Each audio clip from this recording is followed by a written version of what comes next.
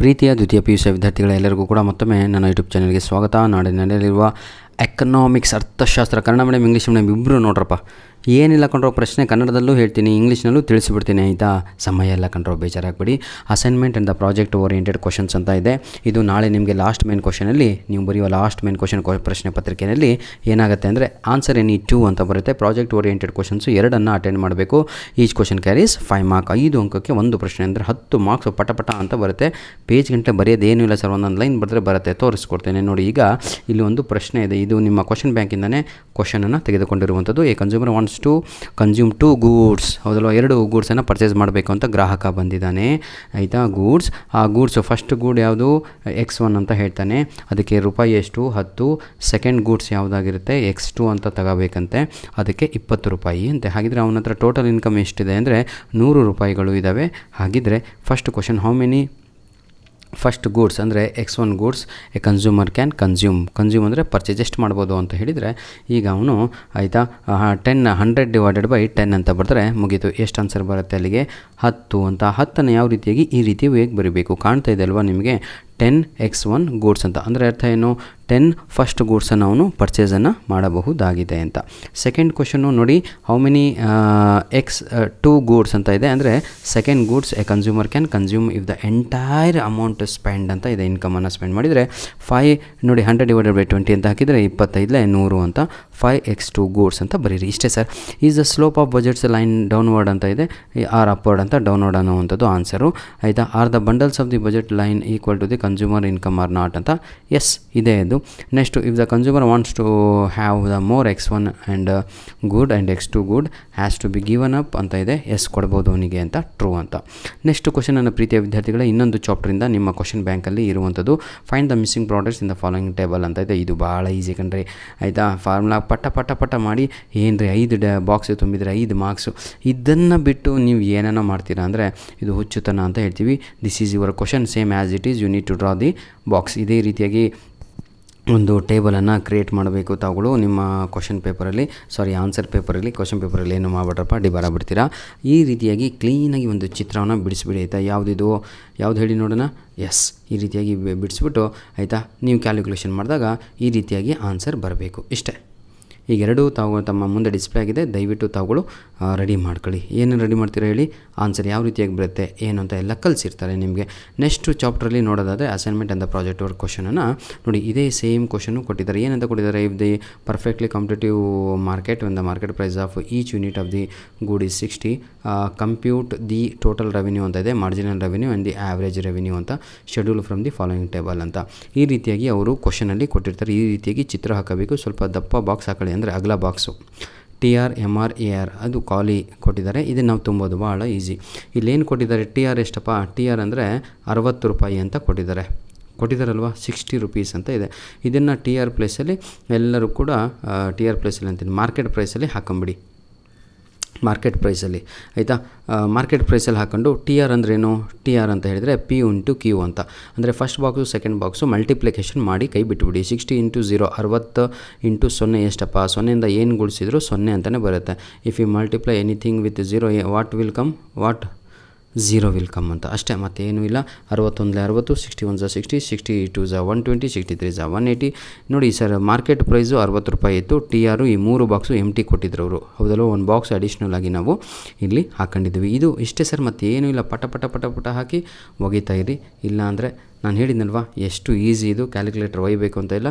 ನೋಡಿ ಇಲ್ಲಿ 6 ಇಲ್ಲೇ 30 ಅಂತ 30 ಹಾಕೋದು, ಒಂದು 0 ಬರೆಯೋದು. 6 4 24 ಬರೀರಿ, 0 ಹಾಕಿರಿ. 6 3 18 ಬರೆದು ಒಂದು 0 ಹಾಕಿ ಮುಂದಿಂದೆಲ್ಲ ನೀವು ಕ್ಯಾಲ್ಕುಲೇಷನ್ ಮಾಡ್ಕೊತೀರ. ಬುದ್ಧಿವಂತರು.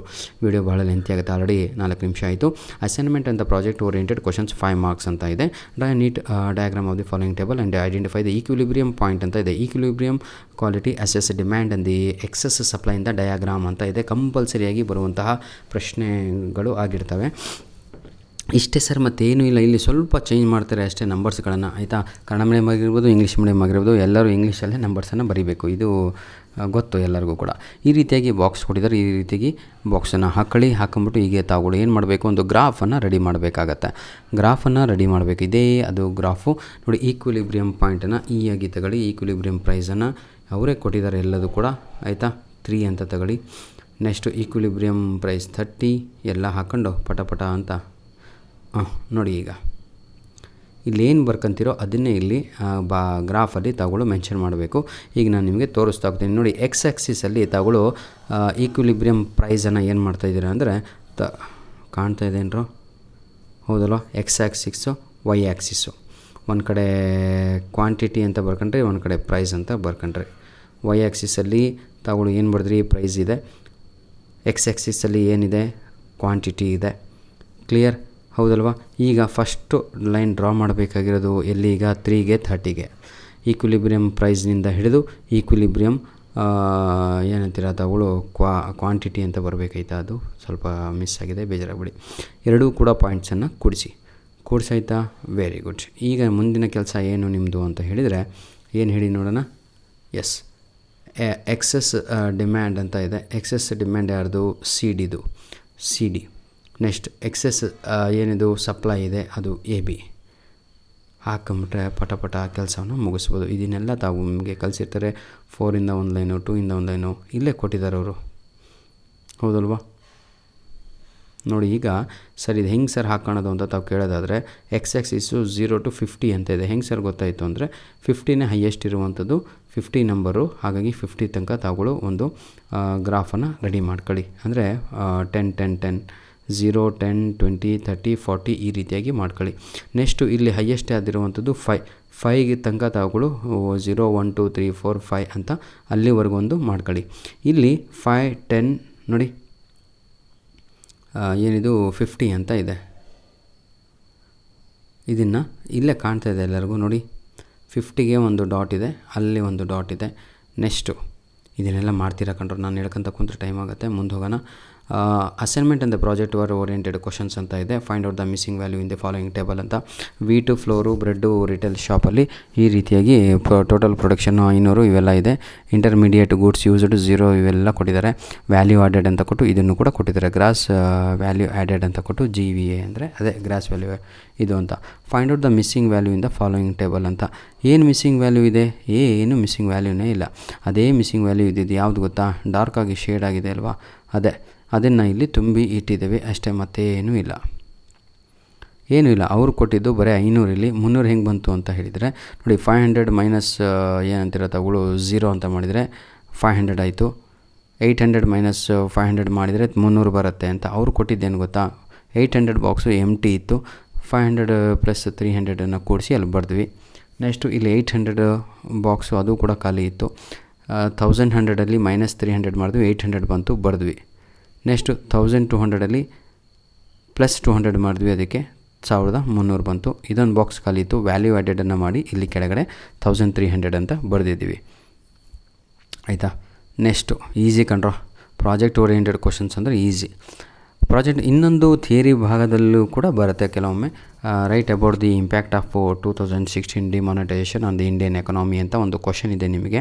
ಆಯಿತಾ? ಅದಕ್ಕೆ ಇದೇ ಆನ್ಸರ್ ಆಗಿರುತ್ತೆ ವಿದ್ಯಾರ್ಥಿಗಳೇ. ಸ್ವಲ್ಪ ನೋಡ್ಕೊಂಡು ಹೋದರೆ ಭಾಳ ಒಳ್ಳೆಯದು. ಇದು ಕೂಡ ನಿಮ್ಮ ಏನು ಸರ್ ಇದು ಥಿಯರಿ ಇದ್ದಂಗೆ ಇದೆ ಅಂತ. ಥಿಯರಿ ಇದ್ದಂಗೆ ಇದೆ ಅಲ್ಲ, ನೀವು ನಿಮ್ಮ ಕ್ವಶನ್ ಬ್ಯಾಂಕು ಇದೇ ವಿಡಿಯೋದ ಡಿಸ್ಕ್ರಿಪ್ಷನ್ ಬಾಕ್ಸಿನ ಕೆಳಗಡೆ ಕೊಟ್ಟಿರ್ತೇನೆ. ಆ ಕ್ವಶನ್ ಬ್ಯಾಂಕನ್ನು ಹೋಗಿ ಕರೆಕ್ಟಾಗಿ ನೋಡಿದರೆ ಆ ಕ್ವಶನ್ ಬ್ಯಾಂಕಲ್ಲಿ ನಿಮಗೆ ಲಾಸ್ಟ್ ಚಾಪ್ಟ್ರಲ್ಲಿ ಡಿಮಾನಿಟೈಸೇಷನ್ ಇದೆ ಅಲ್ವಾ, ಆ ಒಂದು ಪಾಠದಲ್ಲಿ ಇದೇ ಕ್ವಶನ್ನು, ಸೇಮ್ ಕ್ವಶನ್ನು ನಿಮಗೆ ಪ್ರಾಜೆಕ್ಟ್ ಓರಿಯೆಂಟೆಡಲ್ಲಿದೆ, ನಿಮ್ಮ ಕ್ವಶನ್ ಬ್ಯಾಂಕಲ್ಲೇ ಇದೆ. ಮೊದಲು ಅದು ಏನು ಅಂತ ಬರೀಬೇಕು ಅದನ್ನು. ನಂತರದಲ್ಲಿ steps taken by the government for demonetisation ಬಗ್ಗೆ ಬರೀರಿ. ನಂತರದಲ್ಲಿ ಕ್ರಿಟಿಸೈಸ್ ಆಫ್ ಡಿಮಾನಿಟೈಸೇಷನ್ ಬರಿಬೋದು. ಅಪ್ರಿಸಿಯೇಷನ್ ಆಫ್ ಡಿಮಾನಿಟೈಸೇಷನ್ ಅಂದರೆ ಮೆರಿಟ್ಸ್ ಅಂತ ಡಿಮೆರಿಟ್ಸ್ ಅಂತ. ಆಯಿತಾ? ಧನ್ಯವಾದಗಳು. ನಿಮ್ಮ ಪ್ರೀತಿ ವಿಶ್ವಾಸ ಸದಾ ಹೀಗೆ ಇರಲಿ ಅಂತ ಹೇಳ್ತಾ ವಿಡಿಯೋನ ಇಲ್ಲಿಗೆ ಮುಗಿಸ್ತಾ ಇದ್ದೇವೆ. ಇನ್ನೊಂದು 2 ಪ್ರಶ್ನೆಗಳು ಉಳ್ಕೊಂಡಿದ್ದಾವೆ, ವೇಟ್ ಮಾಡಿ ನೋಡಿ. ಅಸೈನ್ಮೆಂಟ್ ಅಂದ ಈ ಪ್ರಾಜೆಕ್ಟ್ ಓರಿಯೆಂಟೆಡ್ ಕ್ವಶನ್ಸಲ್ಲಿ ಈ ಕಡೆ ಇರೋದು ಆನ್ಸರ್ ಸರ್, ಆ ಕಡೆ ಕೊಟ್ಟಿರೋದು ಕ್ವಶನ್. ಎಕ್ಸಾಮಲ್ಲಿ ಇದೇ ರೀತಿಯಾಗಿ ತಾವುಗಳು ಬರ್ಕೋಬೇಕಾಗತ್ತೆ. ಯಾವುದು ಅರ್ಥ ಆಯ್ತಾ? ಈಗ ನಾವು ಮಾಡಬೇಕಾಗಿರೋ ಕೆಲಸವನ್ನು ನೋಡೋಣ. ಮೊದಲು ಬನ್ನಿ. Complete the following schedule by ಏನಂತೀರ ಫೈಂಡಿಂಗ್ ದಿ ಅಗ್ರಿಗೇಟೆಡ್ ಡಿಮ್ಯಾಂಡ್ ಅಂತ ಇದೆ ಆ್ಯಂಡ್ ಅಗ್ರಿಗೇಟ್ ಸಪ್ಲೈ ಅಂತ. ಆಯಿತಾ? And the state the equilibrium level of income ಅಂತ ಇದೆ. ಎಷ್ಟು ಈಸಿಯಾಗಿದೆ ನೋಡಿ. ಸಿನು ಐ ಇದೆ ಅಲ್ವಾ, ಎರಡೂ ಕೂಡ ಕೂಡಿಸಿ ಬರೆದುಬಿಡಿ. ಫಸ್ಟು CI ನೋಡಿ, 5 + 10 15, 10 + 10 20, 15 + 10 25, 20 + 10 30, ಇದು 35, ಇದು 40. ಈ ರೀತಿಯಾಗಿ ಪಟ ಅಂತ ಬರೆದು ಹೋಗ್ದುಬಿಡಿ. ಅರ್ಥ ಆಗುತ್ತಾ? ಈಗ ಉಳಿದಿರುವಂಥದ್ದು ಎ ಎಸ್. ನಿಮಗೆ ಎ ಎಸ್ಸಿಗೆ ಎಲ್ಲಿದೆಯಪ್ಪ? 13 15 0 30 20 30 45. ಎಸ್ ನೋಡಿ ಸರ್, ಎ ಎಸ್ ಬರಬೇಕು ಅಂದರೆ ಇದು ಫಸ್ಟ್ 3 ಕಾಲಮ್ ಇದೆ ಅಲ್ವಾ, ಅದನ್ನು ಅಷ್ಟು ಕೂಡಿಸ್ಬಿಟ್ಟು ಅದನ್ನು ಎ ಡಿನಲ್ಲಿ ಕಳೀರಿ. ನೋಡಿ ಈಗ ಫಸ್ಟ್ ನಾನು ಕೂಡಿಸ್ಕೊಂತ ಹೋಗ್ತೀನಿ. ಫಸ್ಟ್ 3 ಬಾಕ್ಸಸ್ಸು ಇಲ್ಲಿ ಕ್ವಶನಲ್ಲಿ ತೋರಿಸ್ಕೊಡ್ತೀನಿ. ಈಗ ಕ್ವಶನಲ್ಲಿ 3 ಬಾಕ್ಸನ್ನು ಕೂಡ್ಸೋಣ. 0 + 5 + 10 ಎಷ್ಟು? 15. ಎ ಡಿ ಎಷ್ಟು ಬಂದಿದೆ? 15. 15ರಲ್ಲಿ 15 ಹೋದರೆ 0. ಬರೆದ್ರಾ? ಮುಗೀತು. 10 + 10 + 10 30 ಆಯಿತು. 30ರಲ್ಲಿ 20 ಮೈನಸ್ ಮಾಡಿದರೆ ಎ ಡಿನಲ್ಲಿ ಎಷ್ಟು ಬಂದಿದೆ ನಮಗೆ? 20. 20 ಮೈನಸ್ ಮಾಡಿದರೆ ಎಷ್ಟು ಬಂತು? ಆನ್ಸರು 10 ಬಂತು. ಮುಗೀತು. 20 + 15 + 10 ಅಂತ ಇದೆ, ಅದು 45 ಆಗುತ್ತೆ. 45ನಲ್ಲಿ 25 ಹೋದರೆ 20 ಉಳಿತು. ಈ ರೀತಿಯಾಗಿ ಪಟ ಮಾಡಿ ಒಗಿರೋ, ಮತ್ತೇನೂ ಇಲ್ಲ ಕಣ್ರೋ, ಆಯಿತಾ? ನೀವು ಮಾಡ್ತೀರಾ, ನನಗೆ ಭರವಸೆ ಇದೆ ನಿಮ್ಮ ಮೇಲೆ. ಈಗ ನೋಡಿ, ಅಸೈನ್ಮೆಂಟ್ ಅಂತೆ ಪ್ರಾಜೆಕ್ಟ್ ಓರಿಯೆಂಟೆಡ್ ಕ್ವಶನ್ಸ್ ಅಂತ ಇದೆ. ಲಾಸ್ಟ್ ಒನ್ ಇದು ನನ್ನ ಪ್ರೀತಿಯ ವಿದ್ಯಾರ್ಥಿಗಳೇ. ಇದರಲ್ಲಿ 3 ಅವ್ನು ಕೊಟ್ಟಿದ್ದಾನೆ ಕ್ವಶನ್ ಬ್ಯಾಂಕಲ್ಲಿ. ಏನು ಅಂದರೆ ಸರ್ಪ್ಲಸ್ ಸರ ಬರ್ಬೋದು, ಅಥವಾ ಏನಿದು ಡಿಫಿಸಿಟ್ಟು, ಅಥವಾ ಬ್ಯಾಲೆನ್ಸ್ಡ್ ಬಜೆಟ್, 3 ಕೂಡ ಇದರಲ್ಲಿ ಇದೆ. ತಾವುಗಳು ಹೇಗೆ ಅನ್ನೋದನ್ನು ತಾವುಗಳು ಕಲೀರಿ, ಬರೀರಿ ಅಷ್ಟೇ, ಏನೂ ಇಲ್ಲ, ಆಯಿತಾ? ನೋಡಿ, ಮಂತ್ಲಿ ಇನ್ಕಮ್ಮು ಒಂದು 4 ಕಾಲಮ್ ಮಾಡ್ಕೊಳ್ಳಿ. ಮಂತ್ಲಿ ಇನ್ಕಮ್ಮು, ಆಯಿತಾ? ಮಂತ್ಲಿ ಎಕ್ಸ್ಪೆಂಡಿಚರ್ ಎಷ್ಟು ಅದು ರೂಪೀಸಲ್ಲಿ ಬರೀರಿ. ಸ್ಯಾಲ್ರಿ ಎಷ್ಟು ಬರುತ್ತೆ ಅವನಿಗೆ? 25,000 ಬರುತ್ತೆ. ಇನ್ಕಮ್ ಫ್ರಮ್ ಫಾರ್ಮಿಂಗಿಂದ ಎಷ್ಟು ಬರುತ್ತೆ? ಒಂದು 10,000 ಬರುತ್ತೆ. ಇನ್ಕಮ್ ಫ್ರಮ್ ಡೈರಿಯಿಂದ ಎಷ್ಟು ಬರುತ್ತೆ? ಒಂದು 5,000. ವೇಜಸ್ಸು, ಆಯಿತಾ, ಒಂದು 3,000. ಇನ್ಕಮ್ ಫ್ರಮ್ ಬಿಸ್ನೆಸ್ ಎಷ್ಟು ಬರುತ್ತೆ? ಒಂದು 12,000 ಬರುತ್ತೆ. ಟೋಟಲ್ಲು ಎಷ್ಟಾಗುತ್ತೆ? ಒಂದು ಇನ್ಕಮ್ ಒಂದು 55,000 ಆಗುತ್ತೆ. ಹಾಗಿದ್ರೆ ಎಕ್ಸ್ಪೆಂಡಿಚರ್ ಎಷ್ಟಿದೆ ಅಂತ ನೋಡೋಣ. ಫುಡ್ ಆ್ಯಂಡ್ ಕ್ಲೋತಿಗೆ ಒಂದು 10,000 ಹೋಗುತ್ತೆ ತಿಂಗಳಿಗೆ. ಹೌಸ್ ರೆಂಟ್ ಒಂದು 6,000 ಹೋಗುತ್ತೆ. ಎಜುಕೇಷನ್ ಫೀಸ್ ಮಕ್ಕಳದು ಒಂದು 15,000 ಹೋಗುತ್ತೆ. ಹೆಲ್ತಿಗೆ ಒಂದು 10,000 ಹೋಗುತ್ತೆ. ಅಂದರೆ ಕಟ್ತಾನೆ ಅಂತ ಅದು ಇದು, ಆಯಿತಾ? ಈ ರೀತಿಯಾಗಿ ಬರೆದು ಲಾಸ್ಟಿಗೆ ಕ್ಯಾಶ್ ಬ್ಯಾಲೆನ್ಸಲ್ಲಿ 0 ಅಂತ ತೋರಿಸಿದರೆ ಆಯ್ತು, ಎರಡೂ ಕೂಡ. ನೆಕ್ಸ್ಟು ಇನ್ನೊಂದು ನಿಮಗೆ ನಾನು ಹೇಳಿದೆ, ಫ್ಯಾಮಿಲಿ ಬಜೆಟನ್ನು ತೋರಿಸ್ಬೇಕು, ಆಯಿತಾ? ಫ್ಯಾಮಿಲಿ ಬಜೆಟನ್ನು, ಅದು ಕೂಡ ಮಂತ್ಲಿ ಸ್ಯಾಲ್ರಿ ಅಂತ ಬರೆದು ಇಷ್ಟು ಅಂತ ಎಲ್ಲ ಬರೀರಿ, ಆಯಿತಾ? ಇವೆಲ್ಲ ಮಾಡ್ತೀರಾ ನೀವು, ಯಾಕಂದರೆ ಫ್ಯಾಮಿಲಿ ಪ್ಲಾನಿಂಗ್ ಅಂತ ಹೇಳಿದ ಮೇಲೆ ಅದರಲ್ಲಿ ಸ್ವಲ್ಪ ಉಳಿಕೆಯನ್ನು ತೋರಿಸ್ಬೇಕು ತಾವುಗಳು. ಇದು ಯಾಂತ ಇದು ಬ್ಯಾಲೆನ್ಸ್ಡ್ ಬಜೆಟ್. ಇದು ನೋಡಿ, ಇದು ಬ್ಯಾಲೆನ್ಸ್ಡ್ ಬಜೆಟ್, ಇದು ಸರ್ಪ್ಲಸ್, ಆಯಿತಾ? ಸರ್ಪ್ಲಸ್ಸಲ್ಲಿ ಕ್ಯಾಶ್ ಬ್ಯಾಲೆನ್ಸಲ್ಲಿ ಅಲ್ಲಿ ಯಾವುದು ಬ್ಯಾಲೆನ್ಸ್ಡಲ್ಲಿ 0 ತೋರಿಸಿದ್ದೀವಿ, ಕ್ಯಾಶ್ ಬ್ಯಾಲೆನ್ಸು. ಸರ್ಪ್ಲಸ್ಸಲ್ಲಿ ತಗೊಳ್ಳೋ ಅಮೌಂಟ್ ಉಳಿದಿರೋದನ್ನು ತೋರಿಸಿದ್ದೀರಾ. ಇನ್ನೊಂದು ಯಾವುದಿದು ಡೆಫಿಸಿಟ್ ಅಂತ ಹೇಳಿದರೆ ದುಡಿದೋದಕ್ಕಿಂತ ಜಾಸ್ತಿ ಮೈನಸ್ಸಲ್ಲಿ ಹೋಗ್ತಾಯಿದೆ ದುಡ್ಡು ಅಂತ, ಅಂದರೆ ಸಾಲ ಆಗ್ತಾಯಿದೆ ಅಂತ ತಾವುಗಳು ನೋಡ್ಬೋದು. -2,000 ತೋರಿಸಿದ್ದಾರೆ. ಇಷ್ಟೇ ಬರೀಬೇಕು ಅಂತೆಲ್ಲ ಕಣ್ರಿ, ಒಟ್ಟು ಮ್ಯಾನೇಜ್ ಮಾಡಿ, ಇದೇ ನಂಬರ್ಸ್ ಅಂತಲ್ಲ, ಮ್ಯಾನೇಜ್ ಮಾಡಿ ಬರೀಬೇಕು, ತಿಳ್ಕೋಬೇಕು ವಾಟ್ ಈಸ್ ಸರ್ಪ್ಲಸ್ ಅಂತ, ವಾಟ್ ಈಸ್ ಇದು ಬ್ಯಾಲೆನ್ಸ್ಡ್ ಅಂತ ಇದೆ. ಬ್ಯಾಲೆನ್ಸ್ಡ್ ಅಂದರೆ ಕ್ಯಾಶ್ ಬ್ಯಾಲೆನ್ಸಲ್ಲಿ 0 ಅಂತ ತೋರಿಸಿ, ಸರ್ಪ್ಲಸ್ ಅಂತ ಹೇಳಿದರೆ ಅಲ್ಲಿ ಜಾಸ್ತಿ ಉಳಿಕೆ ಆಗ್ತಾಯಿದೆ ಅಂತ ತೋರಿಸಿ, ಆಯಿತಾ? ಇಲ್ಲಿ ಡಿಫಿಸಿಟ್ ಅಂತ ಹೇಳಿದರೆ ಮೈನಸ್ಸಲ್ಲಿ ಹೋಗ್ತಾಯಿದ್ದೀರಾ ಅಂತ ತೋರಿಸಿ, ಮುಗೀತು, ಇಷ್ಟೇ. ಧನ್ಯವಾದಗಳು. ಮುಂದಿನ ಭಾಗವನ್ನು ನೋಡೋಣ. ಈಗ ಇದರಷ್ಟು ಈಸಿ ಯಾವುದೂ ಅಲ್ಲ, ಇದು ಬಂದರೆ ನೀವು ಗೆದ್ರಿ ಅಂತಲೇ. Name the currency of 5 countries ಅಂತ ಇದೆ. ಒಂದು 10 ದೇಶಗಳ ಹೆಸರನ್ನು ಕೊಟ್ಟಿರ್ತಾರೆ. ಅದರಲ್ಲಿ ತಾವುಗಳು 5 ದೇಶಗಳ ಸೆಲೆಕ್ಟ್ ಮಾಡಿಬಿಟ್ಟು ಏನು ಮಾಡಬೇಕು, ಬಾಕ್ಸ್ ರೀತಿ ಹಾಕ್ಬಿಟ್ಟು ಕಾಲಮ್ ಮಾಡಿ ನೀಟಾಗಿ ಬರೀರಿ ಸರ್. ಒಂದು ಕಡೆ ಎಲ್ಲ ದೇಶದ ಹೆಸರನ್ನು ಬರ್ಕೊಳ್ಳಿ. ನೋಡಿ, USA ಯುನೈಟೆಡ್ ಸ್ಟೇಟ್ಸ್ ಆಫ್ ಅಮೆರಿಕಾದಲ್ಲಿ ನಾವು ಹೇಗೆ ರುಪೀಸ್ ಅಂತ ಕರಿತೀವೋ ಇಂಡಿಯನ್ದು, ಅಲ್ಲಿ ಡಾಲರ್ ಅಂತ ಕರೀತಾರೆ. UKದು ಪೌಂಡ್ಸ್ ಅಂತ ಹೇಳ್ತೀವಿ. ಜರ್ಮನಿದು ಯೂರೋ ಅಂತ ಹೇಳ್ತೀವಿ. ಜಪಾನಿಂದು ಎನ್ ಅಂತ ಹೇಳ್ತೀವಿ. ಚೈನಾದು ರೆನ್ಮಿನ್ಬಿ ಅಂತ ಹೇಳ್ತೀವಿ. ಅರ್ಜೆಂಟೈನದು ಪಿಸ್ಕೋ ಅಂತ ಹೇಳ್ತೀವಿ, ಪೆಸೋ. UAE ದಿರಮ್ ಅಂತ ಹೇಳ್ತೀವಿ. ಯುನೈಟೆಡ್ ಏನಿದೆ ಎಮಿರೇಟ್ಸ್, ಅರಬ್ ಎಮಿರೇಟ್ಸ್, ದಿರಮ್ ಅಂತ ಹೇಳ್ತೀವಿ. ಬಾಂಗ್ಲಾದೇಶ ಥಾಕಾ ಅಂತ ಹೇಳ್ತೀವಿ. ಥಾಕಾ. ರಷ್ಯಾದ್ದು ರೂಬೆಲ್ ಅಂತ ಹೇಳ್ತೀವಿ. ಧನ್ಯವಾದಗಳು ವಿದ್ಯಾರ್ಥಿಗಳೇ. God bless you all. ಚೆನ್ನಾಗಿ ಬರೀರಿ. ಕನ್ನಡ ಮೀಡಿಯಮ್, ಇಂಗ್ಲೀಷ್ ಮೀಡಿಯಮ್ ಇಬ್ಬರು ಬರಿಬೋದು. ಯಾವ ರೀತಿಯಾಗಿ ಅಪ್ಲೋಡ್ ಮಾಡಿಕೊಟ್ಟಿದ್ದೇನೆ. God bless you all.